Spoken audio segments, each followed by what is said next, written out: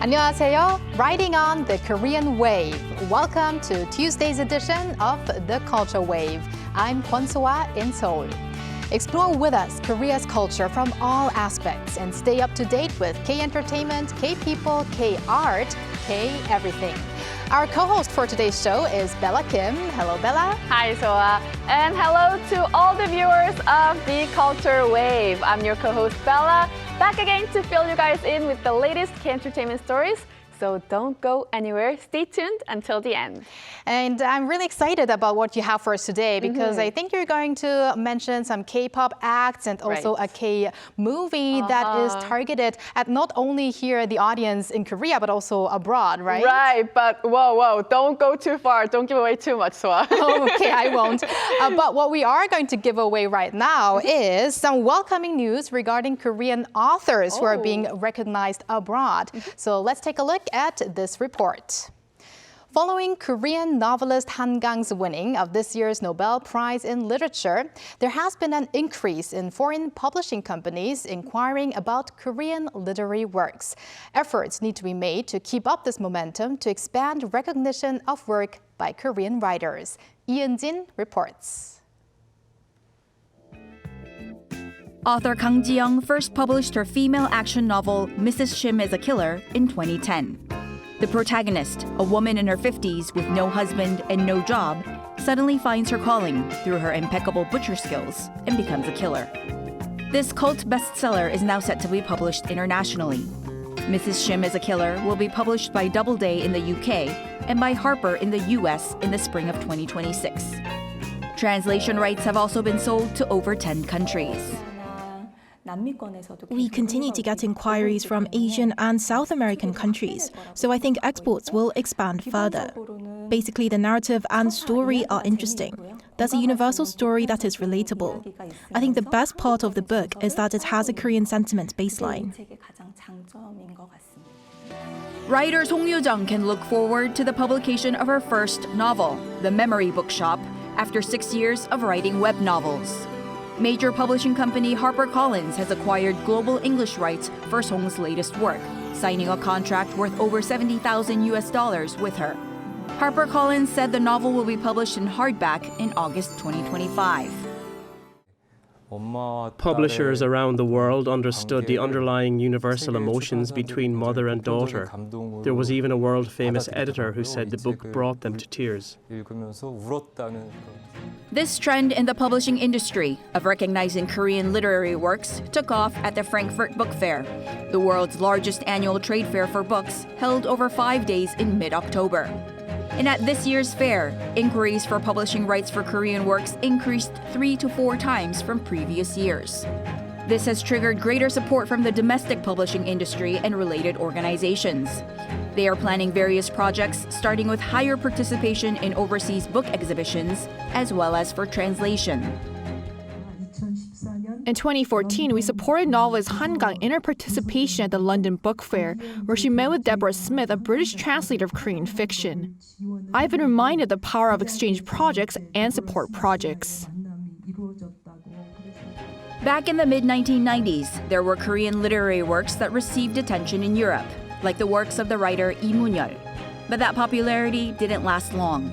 And for that reason, long-term measures need to be taken to expand the basis of reading and literary works so that the achievement of a Korean novelist's Nobel Prize in Literature builds momentum and is not only a special event that will fade away. Jane Jin, Arirang News. That exactly is what we are hoping for, that the momentum continues. Now, Bella, it's already been a month since the announcement of Han Kang's win of the award. Right, time definitely flies. I can't believe it's already been a month. Right, and Bella, do you remember that a month ago, we promised each other to read more? Right, about that. Well, I'm getting there because, you know, I plan to borrow one of Han Kang's novel from Seong. The other week, a few weeks ago, we talked about it in Trend Vibes. Right. So I'm on my way slowly but surely. How about you, Soa? Well, to be honest, I am trying, and I am going through my second read of The Vegetarian after I started it, I think, 7 or so years ago. You're better than me. No, I'm still at like the fifth page or so, to be honest. However, while we still have to push ourselves to read more, I'm glad that we are seeing this swift response from these publishers abroad. So let's hope that this translates into a better environment for domestic writers as well as publishers. I definitely hope so too. All right, and now let's go over to our AI anchor Ari for other culture-related news. Welcome to the Culture Wave AI News. Let's jump right into our first story of the day. Pioneering works of Korean abstract art, including late master Kim Han-ki's stop paintings and late Kim Chang-il's water drop paintings, are set to be auctioned next week.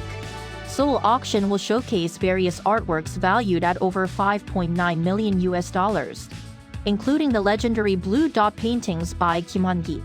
At its Gangnam Center next Tuesday, K-Auction will hold a separate event the following day at its Shinsadong headquarters, offering over 130 pieces valued at around $6.7 million. The auction pieces are available for free viewing at the K-Auction exhibition space until the 20th. The southeastern city of Jeju has topped this year's list of Korea's best summer vacation spots.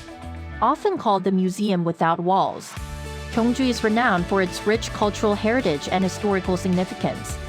Located in Gyeongsangbuk-do Province, according to a survey by travel research firm Consumer Insight on some 17,000 people who traveled domestically this summer, Jeju claimed the top spot for the first time based on a wide range of criteria. Sancheong County in Gyeongsangnam-do and Pyeongchang in Gangwon-do tied for second place, followed by Suncheon in Jeollanam-do Province. The Pyeongchang Highland Kimchi Festival has kicked off in Pyeongchang County, Gangwon-do Province.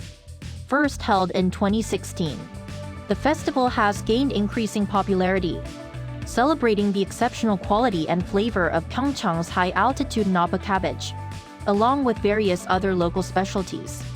This year's event has attracted over 4,200 pre-registered groups, with large crowds flocking in to make kimchi using the finest ingredients from Gangwon. The kimchi made at the festival can also be delivered to your preferred location. The event runs until the 17th of this month. That's all from me.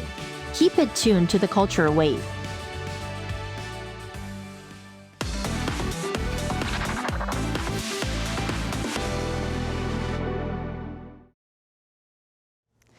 Time for some K-entertainment news with Bella Kim. Bella, you're back, and we're going to have a comeback story. Right, I'm back, and we do have a comeback story. NCT Dream released its fourth full-length album, DREAMSCAPE, on Monday. The album aims to portray a dreamlike landscape after escaping from a dark reality. DREAMSCAPE features a total of 11 tracks of various genres, including the title track, When I'm With You. The two of the members, Mark and Haechan, actually participated in the album making, completing the album with NCT Dream's own unique stories. And meanwhile, NCT Dream's ongoing world tour, 2024 NCT Dream World Tour, will conclude with an encore concert that will be held in Gocheok Skydome in Seoul, starting from November 29th. Yes. All right. It's always exciting to hear about new albums and new comebacks, but we're not done yet. We have another comeback. Yes, that's right. Another K-pop boy group, ENHYPEN, returned on Monday with their second full album repackaged, Romance Untold Daydream. The album includes 2 of the new tracks. The titles are No Doubt and Daydream, as well as 10 songs from their previous second full-length album, Romance Untold.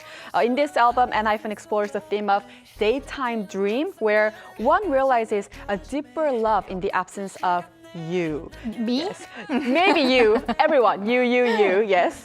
One of the members, he sings that the album explores deeper emotions and is richer in flavor. So that's very exciting. And this year has been hotter than ever for ENHYPEN as they reached number 2 on the US Billboard 200, achieved double million seller status in their first week, and are consistently hitting the new career highs with each comeback. So we continue to look forward to their future activities. Definitely, it seems like the best year for them with these many milestones. Right. But we're going to end now now not with K-pop, however, a K-movie. Right, K-movie release. Internationally acclaimed Korean director Bong Joon-ho's new film, Mickey 17, has been postponed again and is now set to be released in April next year. This date change is aimed at reaching a wider audience over the Easter holiday, because Easter is in April, so they aim to, release on that day to gain more audiences. And this is not the first time, actually, the film has been postponed. It was originally set to be released March of this year, but it was delayed due to the US writers' strike to January of next year, and now has been rescheduled again to April 18th, 2025. So mark your calendar, April 18th, 2025. Mickey 17, starring Robert Pattinson and Steven Yeun, is Bong Joon-ho's first project comeback since the Oscar-winning Parasite in 2019. And this new film is science fiction film adapted from Edward Ashton's novel, Mickey 7. So we should mark our calendars, but we hope that it's not going to be another postponement awaiting us. But since it's the first one after Parasites in 2019, looks like it's going to be the first one in more than 5 years or 6 years. Right, so definitely. Lots to wait for Bong Joon-ho fans. And a lot of movie fans are definitely waiting for this film. So please don't delay it this time. All right, let's hope they are listening. Okay, thank you very much, Bella, for those K-Enter News. You're very welcome.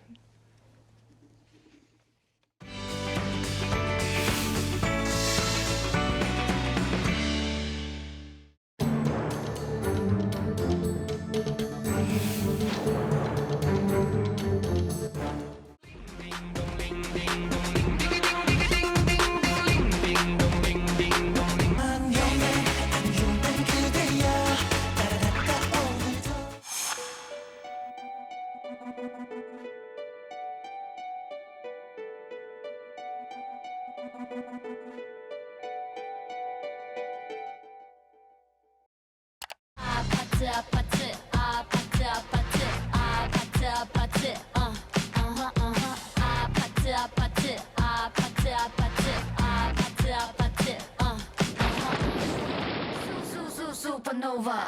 사건은 다가와. 거세게 커져가. 질문은 계속돼.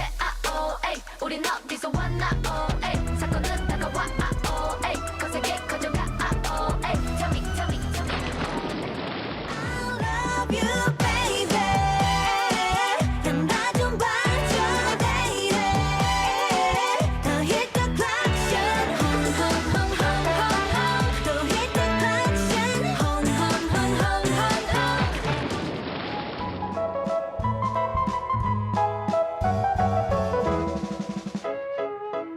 달디 달고 달디 달고 달디단 밤양갱.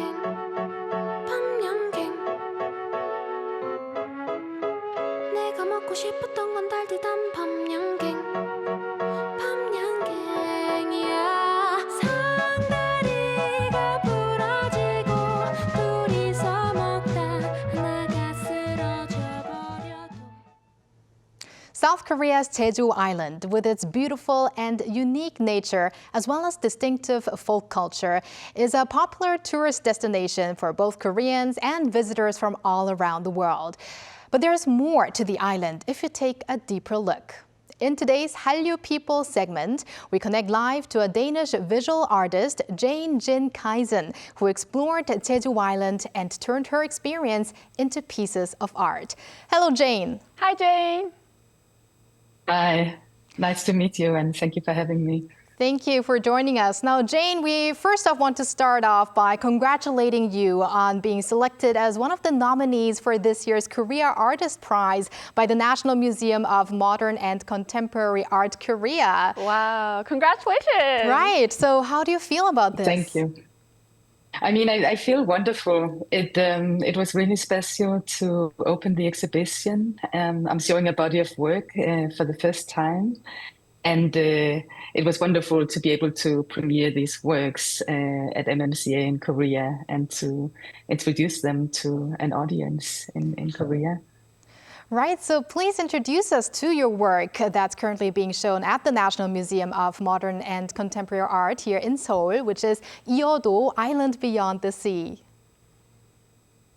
Yeah, so Ieodo Island Beyond the Sea is a presentation of 7 video works that I completed recently within the past 2 years. So they're all rather short, I would say rather imaginary and performative works that are all filmed in Jeju Island in various different natural environments.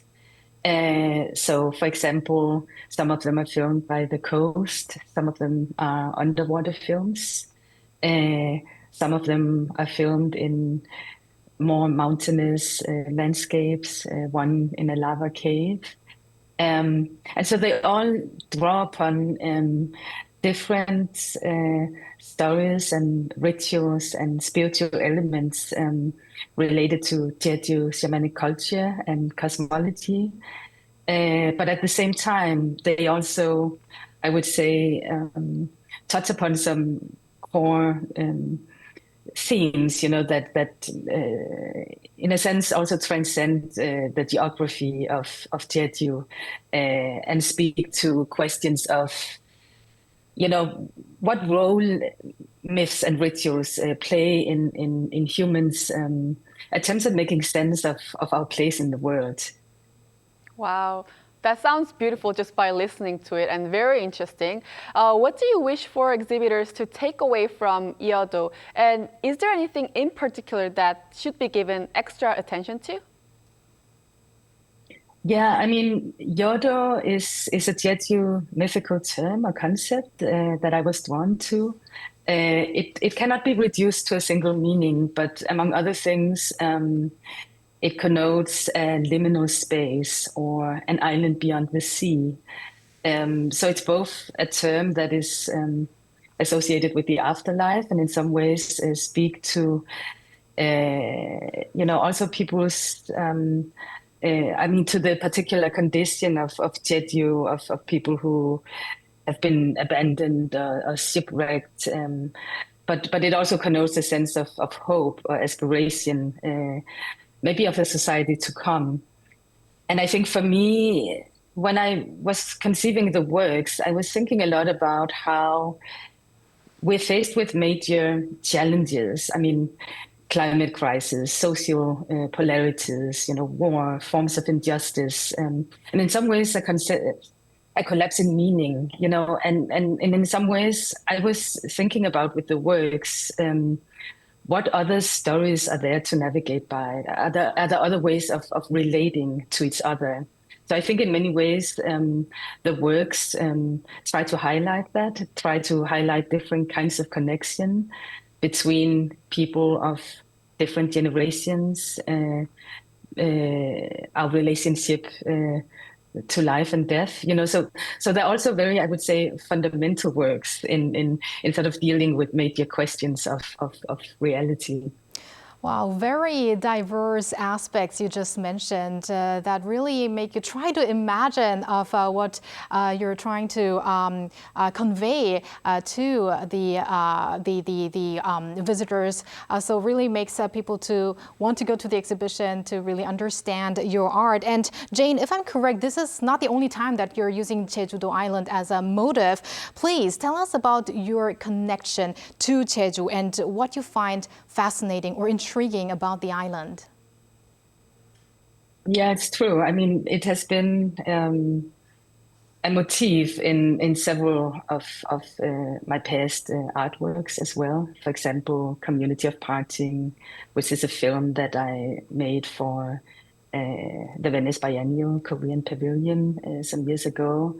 And Reiterations of Dissent, which was a larger film project concerning the memories of the Jeju massacre. So, I mean, on the one hand, I have a personal connection to Jeju as a space. I was adopted to Denmark as a very young child, but my birth family still live in Jeju Island. So it's a place that I have returned to over the past 20 years. And for periods of time, I also lived in Jeju. And I think, I mean, beyond this personal connection, I think Jeju is a space that has a very rich and complex political history, spiritual culture. And so I think I've been drawn to some of these aspects and drawn to, looking at, I mean, not only Korea, but also the region from the lens of Jeju as an island space is very interesting. And so it's something, yeah, in that sense, I mean, also nature has been something that I have been returning to a lot in more recent years. Also in asking, perhaps what are more sustainable ways in which we can relate to each other, to nature. And I think actually there's a kind of very interesting and rich sort of cultural heritage in Jeju that also speak to this. So, yeah. Jeju is definitely an interesting island to look at, and I see those few connections that you have with Jeju. Now, if we look at your work deals with themes such as memory, migration, border, and translation. What would you say is behind these preferences? I mean, I think, I very much, I would say my works in some ways very much draw from both personal experience, but also try to connect that to larger, I would say, political histories, to cultural issues. So for me, these have been questions that have been, in some ways, necessary to deal with. I think speaking at first to also an experience of diaspora, of migration, of what it means to mediate, I would say in a sense from the thresholds of different cultures and languages and experiences has been something that, I have been committed to. Now, Jane, we want to shift gears a little bit. Now, since the 2000s, Korean pop culture has become increasingly popular around the world. And now the Hallyu craze really is everywhere, I believe, probably also in Denmark. But how well do you think Korean art is being recognized on the global stage? Well, I think as you say, Korean culture in general has really gained global attention. I think that has to do with, economic power, not only in the case of Korea, but in general. And this also spills over, I think, to art and visual, the visual arts as well. I think one of the things that I find really interesting and positive is that we're beginning to see more depth and nuances in terms of the cultural productions that are being recognized and circulated. So for instance, with Han Kang's recent Nobel Literature Prize, also a poet like Kim Hae-sun, I think has been interesting to see how these figures are becoming more recognized and for works that are also very, I would say, feminist and political and formally very experimental, so it's interesting to see that it's not only mainstream Korean popular culture that is gaining recognition internationally, but also these more sort of edgy contributions. Right, definitely some development we're seeing. Right, and we definitely look forward to art now spreading around the globe.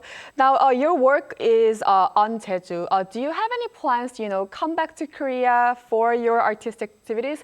And if yes, would you continue your exploration of Jeju, or is there any other things that you're looking forward to going back and forth with Korea and Denmark? Yeah, I mean, I definitely will return to Korea and to Jeju, and I have a feeling also that in some ways I will continue to, work with these locations. But I don't have anything, immediately sort of planned in terms of filming in Jeju. We hope that you're going to give us some heads up later if you do come to Jeju and Korea. Now, one final question, Jane. What is your ultimate goal, if I may ask, that you hope to achieve with your art, and what are your plans to get there? And finally, also, please, a few words for your fans globally.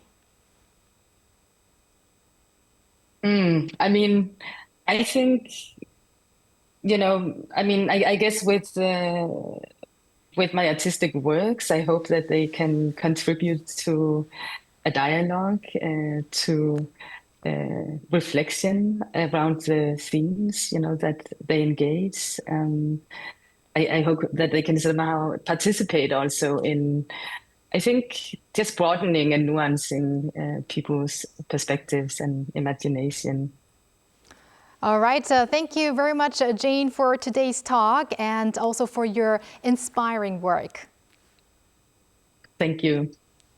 And that brings us to the end of Tuesday's edition of the Culture Wave. Thank you, Bella, as always. You're welcome. And I'll be back on Thursday. All right, see you on Thursday. Thank you for spending the past half an hour with us on the Culture Wave, and hope you join us again on Wednesday at 2 p.m. Korea time and maybe one day here in Korea.